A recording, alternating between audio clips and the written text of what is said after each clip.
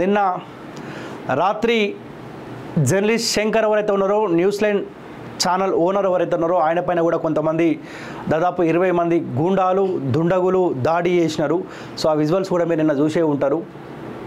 గత 10 సంవత్సరాల కాలం పాటు బీఆర్ఎస్ పార్టీ కూడా ఎవరైతే ప్రశ్నిస్తారో వాళ్ళపైన కూడా అక్రమ కేసులు పెట్టి దాడులు చేసి ఏ రకంగా నిర్బంధాలు చేసిరో మనందరం చూసినాం. సో ప్రజలు కూడా ఓపిక పట్టిరు, జర్నలిస్ట్ సోదరులు కూడా ఓపిక పట్టిరు. ఖచ్చితంగా మార్పు రావాలి, మార్పు రాకపోతే జర్నలిస్టులపైన దాడులు జరుగుతూ ఉన్నాయి, మార్పు రాకపోతే ప్రజలపైన కూడా దాడులు జరిగే అవకాశం ఉంటుందన్నప్పుడు కూడా ప్రజలు బీఆర్ఎస్ పార్టీని కదని చెప్పి కాంగ్రెస్ పార్టీకి అవకాశం ఇచ్చారు. సరే, ఇప్పుడు కాంగ్రెస్ పార్టీ అధికార పార్టీ హోదాలో ఉన్న ఆ పార్టీకి సంబంధించిన కొంతమంది అనుచరుల కార్యకర్తల ఎవరు దాడి చేసిరు ఆ విషయం పక్కకు పెడితే గత కొన్ని రోజులుగా బీఆర్ఎస్ పార్టీ అధికారంలో ఉన్నప్పుడు ఒక జర్నలిస్ట్ కాబట్టి ఆయన బాధ్యత కాబట్టి బీఆర్ఎస్ పార్టీ సంక్షేమ పథకాలు తీసుకొని వస్తూ ఉన్నది, ప్రతిపక్ష పార్టీలు కావాలని బీఆర్ఎస్ పార్టీ టార్గెట్ చేస్తున్నారని చెప్పి ఆయన లైన్లో ఆయన మాట్లాడుకుంటూ వచ్చినాడు. సో ఆ తరుణంలో కూడా చాలామంది ప్రతిపక్ష పార్టీ సంబంధించిన నాయకులు చాలా విమర్శలు చేశారు, ఆరోపణలు చేశారు, బెదిరింపు కాల్స్ కూడా చేశారు. సో అధికారం వచ్చిన తర్వాత ఏ లైన్ అయితే ఏ స్టాండ్ మీద అయితే నిలబడ్డాడో అదే స్టాండ్ మీద నిలబడి ఈ ప్రభుత్వం చేస్తూ ఉన్న నిర్లక్ష్యం కావచ్చు, లేకపోతే ప్రజలకు ఇచ్చిన హామీలు నెరవేర్చకపోవడంతో ఇంకా బలమైన ప్రశ్నని ప్రజల ముందు ఉంచాల్సిన అవసరం ఉందని చెప్పి కాంగ్రెస్ పార్టీ ఏర్పడిన తర్వాత 2 నెలల కాలంలో బలంగా ప్రశ్నిస్తూ ఉన్నాడు, కాంగ్రెస్ పార్టీని నిలదీస్తూ ఉన్నాడు. అదే తరుణంలో చాలామంది ముఖ్యమంత్రి రేవంత్ రెడ్డి గారి అంచలు కావచ్చు, కాంగ్రెస్ పార్టీ సంబంధించిన నాయకులు చాలామంది కూడా బెదిరించారు, నువ్వు దొరకకపోతావా, నీ సంగతి చూస్తా, ఇవన్నీ వాళ్ళు కాల్ చేసి బెదిరించడంతో సో నిన్న జరిగిన ఏ ఇన్సిడెంట్ అయితే ఉన్నదో 20 మంది ఎవరైతే జర్నలిస్ట్ శంకర్ పైన దాడి చేశారో సో ఇది కూడా కాంగ్రెస్ పార్టీ కుట్రలో భాగంగానే జర్నలిస్ట్ శంకర్ కాంగ్రెస్ పార్టీని ప్రశ్నిస్తూ ఉండి ప్రశ్నిస్తే మాకు ఇబ్బంది అయ్యే అవకాశం ఉంటుందన్న యాంగిల్లోనే ఆయన పైన దాడి చేసిరన్న చర్చ కూడా జరుగుతూ ఉంది. సో పోలీసు వాళ్ళు కాంగ్రెస్ పార్టీ వాళ్ళు దాడి చేసిరా, లేకపోతే ఇతర పార్టీ వాళ్ళు దాడి చేసిరా, లేకపోతే ఇంకెవరు దాడి చేసారు, ఇవన్నీ పోలీసు వాళ్ళు బయట పెడుతున్నా క్లారిటీ వచ్చే అవకాశం ఉన్నది. సో ఏదేమైనప్పటికీ ఏ జర్నలిస్టుకు ఇబ్బంది వచ్చినా అండగా ఉండాల్సిన బాధ్యత కాళోజీ టీవీ పైన ఉంది కాబట్టి ఖచ్చితంగా జర్నలిస్ట్ శంకర్కి కాళోజీ టీవీ అండగా ఉంటుంది. ఖచ్చితంగా ఆయన కూడా తొందరగా కోలుకోవాలని కోరుకుంటూనే ఇలాంటి దాడులని ఎంకరేజ్ చేయడం వల్ల సో అధికార పార్టీ అయినా ఇప్పుడు బీఆర్ఎస్ పార్టీకే ఇబ్బంది అయ్యే అవకాశం ఉంటుంది. ఇంకొక రీజన్ చెప్తా ఉన్నారు, ఈయన కారులో వెళ్తున్న తరుణంలో 2 అమ్మాయిలు ఆయనకు అడ్డు రావడంతో ఆయనకు ఆ 2 అమ్మాయిలకు వాగ్వాదం జరగడంతో సో వాళ్ళు వెంటనే కాల్ చేయడంతో ఒక 20 మంది ఇమీడియట్లీ ఆయన దగ్గరికి వచ్చి అటాక్ చేశారని చెప్తా ఉన్నారు. కానీ హైదరాబాద్ నడి ఒడ్డున స్పాట్లో ఒకటేసారి 15-20 మంది ఒకటేసారి వచ్చి ఆయన పైన దాడి చేసిరంటే సో దీంట్లో కూడా కాస్త ఆలోచించాల్సిన అవసరం ఉంది. ఒక పగడ్బందీ ప్లాన్ తోటి జర్నలిస్ట్ శంకర్ అన్న పైన దాడి చేసినట్టు మాత్రం స్పష్టంగా కనిపిస్తూ ఉంది. సో ఎవరైతే జర్నలిస్ట్ శంకర్ అన్న పైన దాడి చేసారో వాళ్ళపైన కఠినమైన చర్యలు తీసుకోవాలి, తీసుకోకపోతే సో ఖచ్చితంగా ఆయన తరపున మాట్లాడే బాధ్యత మేము తీసుకుంటాం, అండగా ఉంటాం. ఆయన లైన్ వేరు కావచ్చు గాక కానీ సో మేమందరము ఒకే వేదికలో ఒక జర్నలిస్ట్ కోణాలో ప్రజలకు మేలు చేయాలన్న ఒక లక్ష్యంతో పనిచేస్తూ ఉన్నాం కాబట్టి సో ఖచ్చితంగా ఎవరికి ఇబ్బంది వచ్చినా కాపాడుకునే బాధ్యత మేము తీసుకుంటాం. సో ఖచ్చితంగా అధికార పార్టీ పైన ఆరోపణలు వస్తూ ఉన్నాయి కాబట్టి అధికార పార్టీ స్పందించాలి. కాంగ్రెస్ పార్టీ ప్రమేయం లేదు, జర్నలిస్ట్ శంకర్ పైన వేరే వాళ్ళు దాడి చేసినారు. సో ఆ కోణంలో మీరు చెప్పే ప్రయత్నం చేయాలి, తప్పించుకునే ప్రయత్నం చేసుకుంటే సో రాబోయే ఎంపీ ఎలక్షన్లో మీకు కూడా ఇబ్బంది అయ్యే అవకాశం ఉంటుంది. సో జర్నలిస్ట్ సోదరులు కూడా ఆలోచించాలి.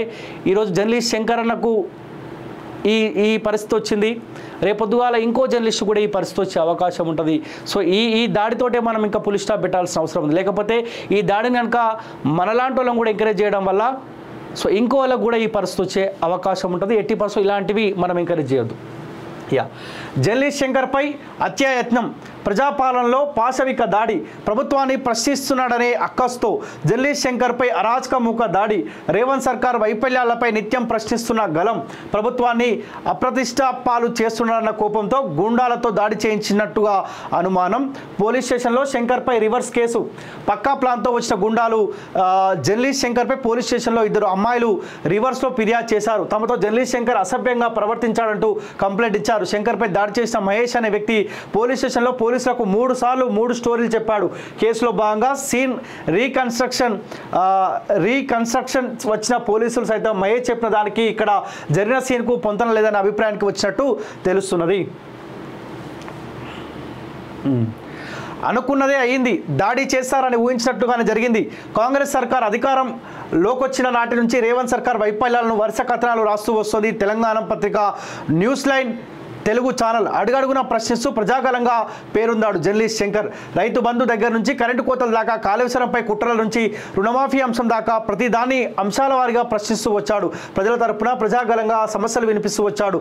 అదే తన తప్పైపోయింది. ఇటీవల కొడంగల్ అభివృద్ధి రైతుల కోసం రైతుల భూములను సర్వే పేర్లతో తీసుకుంటున్న వైనాన్ని వెలుగులోకి తీసుకొచ్చాడు. దాంతో రేవంత్ సర్కార్కు టార్గెట్గా మారారు. గురువారం రాత్రి 10:30 గంటల ప్రాంతంలో సుమారు 15 మంది అల్లరిముఖ ఒక్కసారిగా చుట్టుముట్టి దాడి చేశారు. మొహంపై, ఛాతిపై పిడిగుద్దులు గుద్ది ఇటుక పిల్లలతో దాడి చేశారు. దాంతో మొహంపై తీవ్ర గాయాలయ్యాయి. ఛాతీ భాగంలో తీవ్రమైన దెబ్బలు తగలడంతో ఊపిరి తీసుకోవడం కష్టంగా మారింది.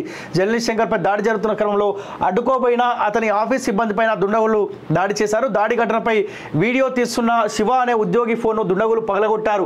చుట్టుపక్కల జనం రావడంతో అక్కడి నుంచి ఎస్కేప్ అయినారట. మేమేమంటా ఉన్నాం, హైదరాబాద్ ప్రాంతం మొత్తం 24 గంటల పాటు సీసీ కనుసంధానంలోనే పనిచేసే రకంగా గత ప్రభుత్వం బీఆర్ఎస్ పార్టీ చేసింది కదా, కొత్త ప్రభుత్వం కదా. సో సీసీ ఫుటేజ్ బయట పెట్టుర్రి, ఎంతమంది దాడి చేశారు, కాంగ్రెస్ పార్టీ దాడి చేసినా లేకపోతే ఇంకో పార్టీ దాడి చేసిండా, లేకపోతే ఈయన మీద పర్సనల్గా ఒక కక్ష కట్టి కావాలని ఒక పగడ్బందీ ప్లాన్ తోటి దాడి చేసిరా, సీసీ ఫుటేజ్ బయట పెట్టండి. బయట పెడితే తెలుస్తుంది కదా అసలేం జరిగింది. గురువారం రాత్రి 10:30 గంటల ప్రాంతంలో జర్నలిస్ట్ శంకర్ ఆఫీస్ నుంచి బయటకు వచ్చారు. ఆఫీస్ నుంచి కారు బయలుదేరే సమయంలో అడ్డుగా ఎర్ర టీషర్ట్ వేసుకున్న వ్యక్తి వచ్చాడు. దీంతో కారును స్లో చేశారు. ఆ వెంటనే స్కూటీపై వచ్చిన 2 అమ్మాయిలు శంకర్ ప్రయాణిస్తున్న కారును వెనకాల నుంచి ఢీకొట్టారు. దీంతో శంకర్ కారు దిగి ఏం జరిగిందో చూసే లోపే రివర్స్లో శంకర్ను బండబూతులు తిట్టడం మొదలుపెట్టారు. వాళ్ళను సముదాయించే లోపే వాళ్ళ అనుచరులను పిలిపించుకున్నారు. వచ్చిన వాళ్ళు సైతం అక్కడ ఏం జరిగిందో కూడా తెలుసుకోకుండా శంకర్పై మూకుమ్మడి దాడి చేశారు. రాళ్లతో విచక్షణ రహితంగా కొట్టారు. దీంతో అక్కడి నుంచి ప్రాణభయంతో ఘటనా స్థలానికి కొద్ది దూరంలో ఓ ఇంట్లోకి శంకర్ వెళ్ళాడు. ఈ సమయంలో శంకర్కు సంబంధించిన 2 ఫోన్లు రౌడీ గ్యాంగ్ ఎత్తుకుపోయింది. దాడి వెనుక ఉన్నది ఎవరు? తెలంగాణ గొంతుకగా మొదటి నుంచి ప్రశ్నించడం జర్నలిస్ట్ శంకర్ నైజం. దీనిలో భాగంగా కొత్తగా అధికారంలోకి వచ్చిన కాంగ్రెస్ ప్రభుత్వాన్ని సైతం ప్రజల పక్షాన ప్రశ్నిస్తున్నాడు. అన్నదాతలకు రైతు బంధు రాక ఇబ్బందులు పడుతుంటే రైతు గొంతుకగా ప్రభుత్వాన్ని నిలదీశాడు. ఇంకెన్ని రోజులకు రైతు బంధు ఇస్తారు అంటూ ప్రశ్నించాడు.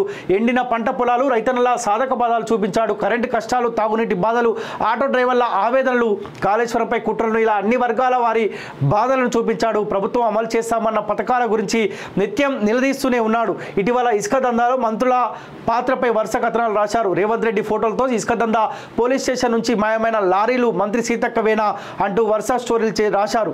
శంకర్పై దాడి జరిగిన 2 రోజుల ముందు కొడంగల్ అభివృద్ధి పేరుతో రైతుల భూములను సర్వే పేర్లతో తీసుకుంటున్న వైనాన్ని వెలుగులోకి తీసుకొచ్చాడు. ఇలా వరుస కథనాలతో ప్రభుత్వ తప్పులను ఎత్తు చూపిస్తూ ప్రజల పక్షాన ప్రశ్నించాడు. ఈ వరుస కథనాలతో అనేక మంది కాంగ్రెస్ పార్టీ కార్యకర్తలు జర్నలిస్ట్ శంకర్కు మరియు ఆఫీస్ సిబ్బందికి ఫోన్ చేసి బెదిరించారు. మీ అంతు చూస్తాం, చంపుతామంటూ హెచ్చరించారు. అయినా భయపడని జర్నలిస్ట్ శంకర్ ప్రజా గొంతుకగా నిలిచాడు. ఇలా ప్రభుత్వాన్ని ప్రశ్నిస్తున్నాడని ఈ దాడి చేశారా అనే అనుమానాలు వ్యక్తమవుతా ఉన్నాయి. సో మొత్తానికి ఏ జర్నలిస్ట్ శంకర్ పైన అయితే దాడి జరిగిందో ఇది కాంగ్రెస్ పార్టీ చుట్టూ కాస్త ఇట్లా తిరుగుతూ ఉన్నది.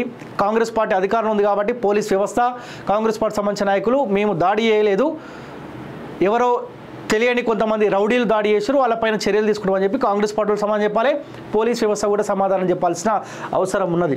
సో ఏదేమైనప్పటికీ ఇలాంటి ఖండించాల్సిన అవసరం మాత్రం ఖచ్చితంగా ఉంది. జర్నలిస్టులు అందరూ జర్నలిస్ట్ శంకర్కి అండగా ఉండకపోతే ఇంకో జర్నలిస్టు కూడా ఈ పరిస్థితి వచ్చే అవకాశం ఉంటుంది. ఈ సందర్భంలో అందరి లైన్ డిఫరెంట్ కావచ్చు కాక, ఒక పార్టీ కొంతమంది, ఇంకో పార్టీ కొంతమంది సపోర్ట్ చేస్తుండొచ్చు కాక, కానీ ఇటువంటి సందర్భంలో జర్నలిస్ట్ అందరూ ఏకమైతేనే సో ఇటువంటి సంఘటనలు మళ్ళీ పునరావృతం కాకుండా ఉంటుంది. నేను కూడా ఎప్పుడు కలవలే, రీసెంట్గా ఒకసారి సందర్భం వచ్చినప్పుడు అట్లా పోతూ ఉంటే ఎల్బీ నగర్ ఇలా ఆఫీస్లోకి వెళ్ళి నేను కలిసిన. సరే ఇంతగానం ఫైర్గా మాట్లాడుతూ ఉన్నాడు, బీఆర్ఎస్ పార్టీ గురించి మాట్లాడుతూ ఉన్నాడు అని చెప్పాడు. సో నాతో కూడా అన్నాడు, రాము ఎవరి లైన్ వాళ్ళది, నేను ఈ పలానా లైన్ తీసుకున్న ఈ లైన్లోకి పోతా ఉన్నా, నాకు కూడా ఏ పార్టీతో సంబంధం లేదు. సో అల్టిమేట్గా మీ లక్ష్యం ఏ లక్ష్యంతో అయితే మీరు పనిచేస్తూ ఉన్నారు, ప్రజల బతుకులలో మార్పులు రావాలని చెప్పి, సో నేను కూడా నా యాంగిల్లో అల్టిమేట్గా ప్రజల బతుకులలో మార్పులు రావాలనే అంశాల మీద నేను మాట్లాడుతూ ఉన్నా. అదే క్రమంలో ఇలాంటి ఇబ్బందులు పెడతా ఉన్నారని చెప్పి ఆనాడు కూడా చెప్పుకుంటూ వచ్చిండు. సో ఏదేమైనప్పటికీ ఇలాంటి గొంతుకలను కాపాడుకోవాల్సిన అవసరం ఉంది. అందరి లక్ష్యం ఏ యూట్యూబ్ ఛానల్ వేదికనైతే ప్రతి పార్టీని విమర్శించుకుంటూ పార్టీలని అధికార పార్టీని అలర్ట్ చేసే ప్రయత్నాలు చేస్తూ ఉన్నామో సో అప్పుడు కొంత ప్రజలకు మేలు జరిగే అవకాశం ఉంటుంది ఇలాంటి వాళ్ళని కూడా కాపాడుకోవడం వల్ల. ఆనాడు బీఆర్ఎస్ పార్టీ ఉన్నప్పుడు మనం వన్ సైడ్ బీఆర్ఎస్ పార్టీ చేస్తున్న నిర్ణయాల పట్ల ప్రజలకు ఏ ఇబ్బందులు అయితే పెడుతున్నా మనం కూడా బలంగా ప్రశ్నించడం. సో ఇప్పుడు కూడా ఆయన లైను కాంగ్రెస్ పార్టీ అధికారంలోకి వచ్చింది కాబట్టి కాంగ్రెస్ పార్టీని కూడా విమర్శించుకుంటూ ప్రజలకు మేలు జరగాలన్న అంశం పైన ఆయన కూడా మాట్లాడుకుంటూ వస్తూ ఉన్నారు. సో ఏదేమైనప్పటికీ ఇలాంటి దాడులు జరగడం మాత్రం కరెక్ట్ కాదు. సో ఒకవేళ కనుక అధికార పార్టీ సంబంధించిన కాంగ్రెస్ నేతలే ఈ దాడిలో మాత్రం భాగస్వాములు అయితే ఆ పార్టీకి రాబోయే రోజుల్లో ఇబ్బంది అయ్యే అవకాశం ఉంటుంది.